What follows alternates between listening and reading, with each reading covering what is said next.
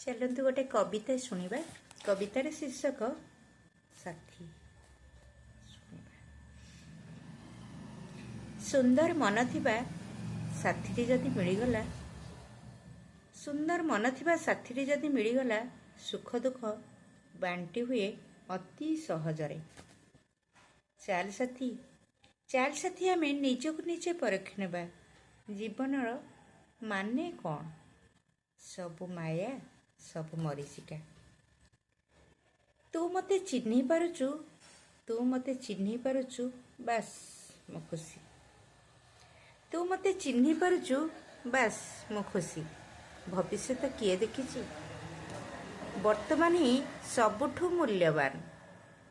वर्तमान ही सबुठु मूल्यवान। किए जाने कालीटा हुए तो आमको महंगा पड़ी पारे। किए जाने कालीटा हुए तो आमको महंगा पड़ी पारे। धन्यवाद, नमस्कार।